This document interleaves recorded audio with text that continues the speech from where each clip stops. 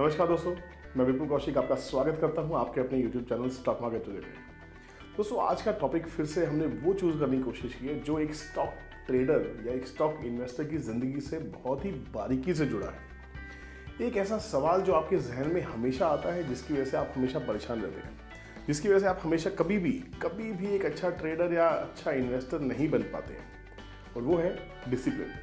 Stock market में आने वाले हर इंसान के लिए डिसिप्लिन कितना इंपॉर्टेंट है, क्या मायने रखता है, हम आज इस पर चर्चा करने वाले हैं।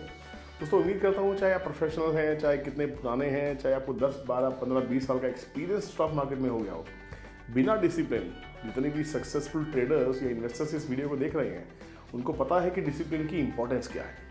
दोस्तों, डिसिप्लिन बिल्कुल वैसे ही है जैसा हम स्कूल में जाते थे तो एक डिसिप्लिन से स्कूल फॉलो करते थे। कॉलेज में गए तो वहाँ हमने एक डिसिप्लिन को फॉलो किया। हम जॉब करने के लिए जब इंडस्ट्री में गए तो वहाँ हमने एक डिसिप्लिन को फॉलो किया। हम एक रूल्स एंड रेगुलेशंस में ऑब्लाइज रहते हैं, हमें उसको फॉलो करना होता है, उसी के बाद हमें सक्सेस मिलती है। तो स्टॉक मार्केट में आने के बाद ऐसा क्या होता है कि हम सारे डिसिप्लिन तोड़ते चले जाते हैं। हमें एक ही चीज़ याद रहती है कि rules are meant to be broken. ऐसा नहीं है दोस्तों, सावधानी हटी दुर्घटना घटी, बड़ी पुरानी कहावत है और बड़ी सटीक कहावत है। डिसिप्लिन उस लाइफ ब्लड की तरह है जो अगर आपकी वेन्स में नहीं है तो आप जिंदा नहीं रह पाएंगे। स्टॉक मार्केट तो बिल्कुल इतना सेंसिटिव टॉपिक है जिसमें किसी भी एक छोटी सी सेंसिटिव न्यूज़ से खलबली मच सकती है। ज़रा सा रूमर आता है तो खलबली मच सकती है। हमेशा से हमने सुना है स्टॉक मार्केट दो इंपॉर्टेंट कारणों से गाइड होती है या मूवमेंट आती है, एक है न्यूज़, एक है रूमर। दोस्तों, रूमर में लोग फंस जाते हैं, न्यूज़ में लोग फंस जाते हैं, लोग उसका आकलन करना भूल जाते हैं। अगर आपको बाज़ार में काम करना है, लंबे टाइम तक बाज़ार में रहना है, उसको अपना करियर बनाना है, ट्रेडिंग बनानी है, सोर्स ऑफ इनकम बनाना है, क्या बनाना है वो आपको तय करना है। उससे पहले सबसे पहले जो नंबर 1 डिसिप्लिन होगा, या डिसिप्लिन का मैं कहूँ सबसे पहला रूल क्या होगा वो समझ लीजिए। सबसे पहला रूल है कि अपनी कैटेगरी को पहचानिए। नो योर कैटेगरी, मतलब आप ट्रेडर हैं या इन्वेस्टर हैं, पहले तो आप ये पहचानिए। क्योंकि हो क्या रहा है, 95% लोग जो इन्वेस्टर बन के आते हैं वो अंत में ट्रेडर बन जाते हैं। क्यों?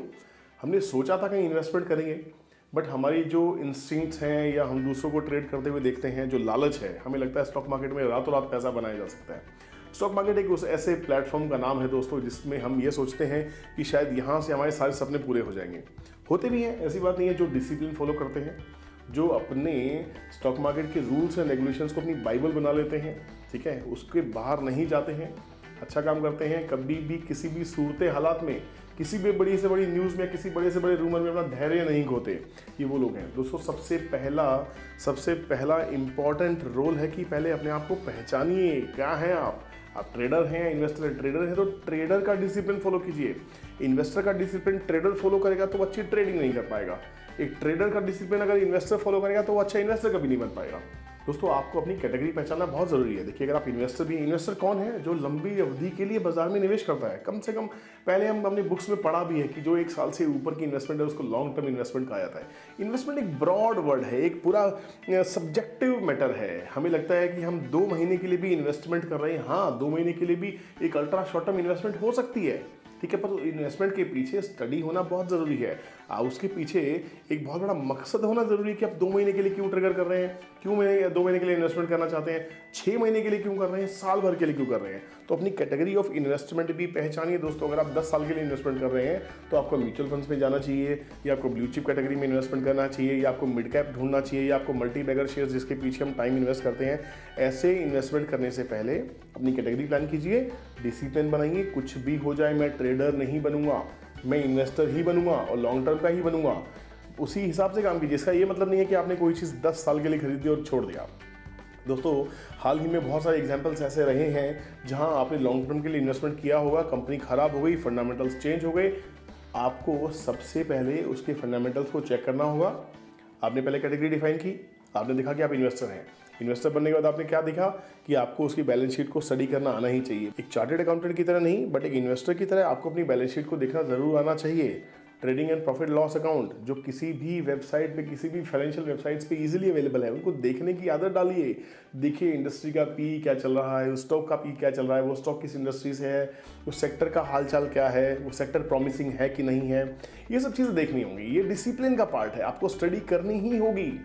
आप स्टडी नहीं करेंगे तो दोस्तों कोई भी आके आपको बोलेगा कि XYZ लिमिटेड का शेयर ले लीजिए, बहुत अच्छा ग्रोथ के चांसेस हैं, और आपने अगर उसको ये नहीं देखा कि उसका प्रोडक्ट क्या है, उसकी सर्विसेज क्या है, उसके प्रोडक्ट और सर्विसेज का स्कोप क्या है, तो आपकी एक सुनी हुई बात पे की हुई इन्वेस्टमेंट बहुत ही खराब और डिजास्टर साबित हो सकती है।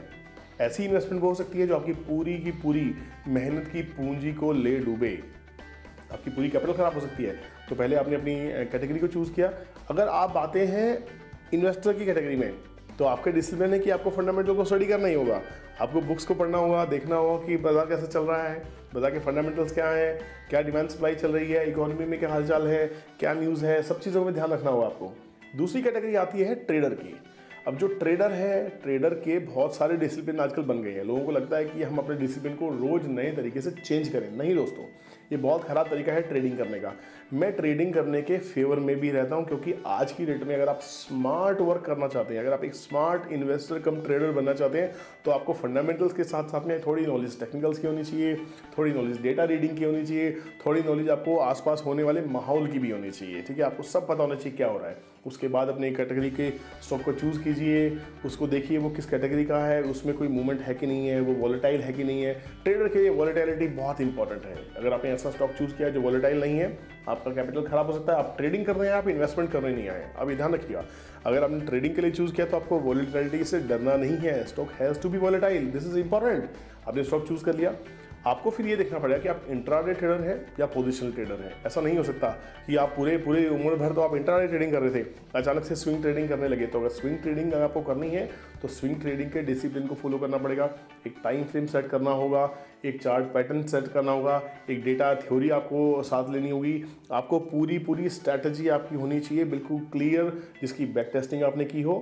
बैक टेस्टिंग अच्छे से होनी चाहिए, और कम से कम महीने 2 महीने की बैक टेस्टिंग आपके पास मिनिमम से मिनिमम होनी चाहिए एक ट्रेडर के लिए। और समय है तो पिछले 1 साल की बैक टेस्टिंग कर डालिए, कोई बड़ी बात नहीं है, क्योंकि पैसे का मामला है। पैसा इतना सेंसिटिव इशू है, पैसे को बढ़ाने आ रहे हैं आप लोग, पैसे को ग्रो करने के लिए आ रहे हैं, और उस पैसे को इन्वेस्टमेंट करने के लिए हम स्टॉक मार्केट में सारे डिसिप्लिन तोड़ देते हैं। हमें लगता है रातों रात चांदी हो सकती है, ऐसा नहीं है दोस्तों। अगर बिजनेस में पैसा लगाते हैं, सपोज ये मैं एग्जाम्पल देता हूँ, एक फुटबॉल का प्लेयर है, जिंदगी भर उसने फुटबॉल खेली है, उसको लगता है कि क्रिकेट में बहुत पैसा है, या उसको लगता है कि टेनिस में बहुत पैसा है, या उसको लगता है बिलियर्ड्स में बहुत पैसा है। क्या रातों रात वो एक बिलियर्ड का प्लेयर बन सकता है? क्या वो रातों रात एक क्रिकेट का प्लेयर बन सकता है? नहीं। और अगर वो बनने की कोशिश भी करेगा तो क्या जितना सारा अनुभव, जितना समय उसने फुटबॉल को सीखने में, फुटबॉल को प्रैक्टिस करने में, फुटबॉल में मास्टरी करने में लगाई है, क्या उतना ही परफेक्शन वो क्रिकेट में या बिलियर्ड्स में किसी और में लेके आ सकता है? Exceptions are always there. हो सकता है 1-2 लोग ये सब कर सकें, ठीक है, बट आम बड़े स्केल पे, अगर ब्रॉडर स्केल की बात करें, ये पॉसिबल नहीं है। तो हमें ये पता होना चाहिए हमारा डोमेन क्या है, हम किस सेगमेंट में काम कर रहे हैं, हमें किस तरह काम करना है, किस प्रोडक्ट में काम करना है, हमें पता होना चाहिए किस स्टॉक में काम करने वाले हैं। अपनी कैटेगरी चूज़ कीजिए, इस इंडस्ट्री को चूज़ कीजिए। आप आईटी में काम करते हैं, आईटी अच्छी लगती है, आईटी में ही काम कीजिए। आपको बैंकिंग अच्छी लगती है, बैंकिंग में काम कीजिए। बट इसका ये मतलब नहीं है कि आप फ्लेक्सिबल नहीं हो सकते, आप फ्लेक्सिबल हो सकते हैं।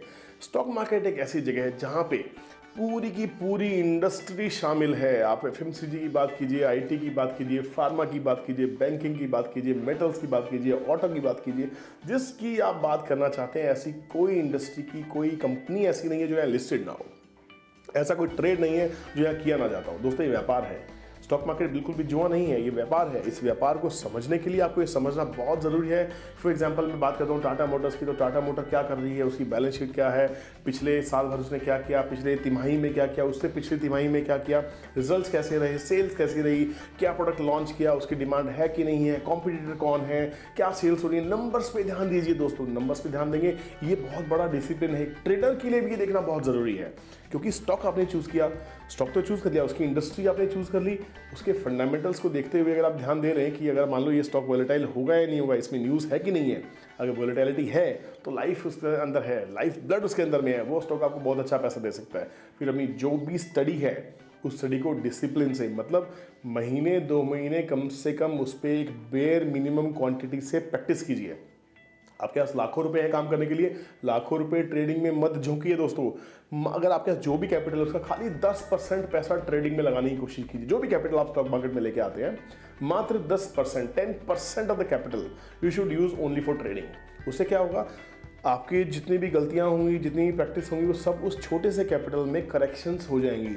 हो सकता है कोई स्ट्रेटजी आप ट्राई कर रहे हो, उस पर गलतियां हो, लॉसेज हो, वापस जाइए, देखिए गलती क्या थी, सेल्फ करेक्शन करने की आदत डालिए, सेल्फ स्टडी करने की आदत डालिए। क्या होगा, सभी चीज़ें करेक्ट हो जाएंगी। एक टाइम ऐसा आएगा जब आप बहुत आसानी से अपनी स्ट्रैटेजी को टेस्ट कर पाएंगे, किसी भी स्टॉक को स्ट्रैटेजी में डाल पाएंगे।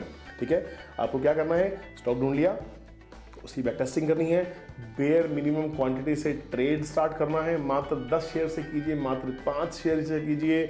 जो भी आपकी कैपिटल है पहले उसमें से सिर्फ 10% पैसे का आपने इस्तेमाल करना है, पूरी कैपिटल ट्रेडिंग में नहीं लगानी है। 90% कैपिटल को आपको सेव रखना है, ऐसे एसेट क्लास में लगाना है जहाँ पे आपको एक रीजनेबल ग्रोथ हर साल मिलती रहे। इन्वेस्टमेंट कीजिए, म्यूचुअल फंड्स में लगाइए, गोल्ड में लगाइए, जहाँ भी आप लगाना चाहते हैं लगाइए। ठीक है, 10% पैसे की जो ट्रेडिंग करेंगे, जब आप सक्सेसफुल ट्रेडिंग करना स्टार्ट हो जाएंगे, उससे जो आने वाला पैसा होगा उससे फिर से अच्छी कंपनी के शेयर्स लेके डालिए। इसे कहते हैं वेल्थ क्रिएशन करना। ठीक है, वेल्थ क्रिएशन करना आपके हाथ में है, बट हाँ, पूरा कैपिटल लगाएंगे, पूरे कैपिटल के साथ दिल की धड़कन ऊपर नीचे हो जाएगी, और जहाँ एक गलती हुई पूरी कैपिटल के लॉस होने के चांसेस पूरे हैं, और आप दोबारा स्टॉक मार्केट की तरफ नज़र उठा के नहीं देखेंगे। दोस्तों, अंत में आपको यही कहना चाहूँगा कि डिसिप्लिन इज़ की टू सक्सेस। आप कुछ भी करें, ट्रेडिंग करें, इन्वेस्टमेंट करें, चाहे आपकी असल ज़िंदगी हो, डिसिप्लिन के बिना कुछ भी मुमकिन नहीं है। डिसिप्लिन फॉलो कीजिए, लाइफ को अच्छा कीजिए, ट्रेडिंग को अच्छा कीजिए। All the best.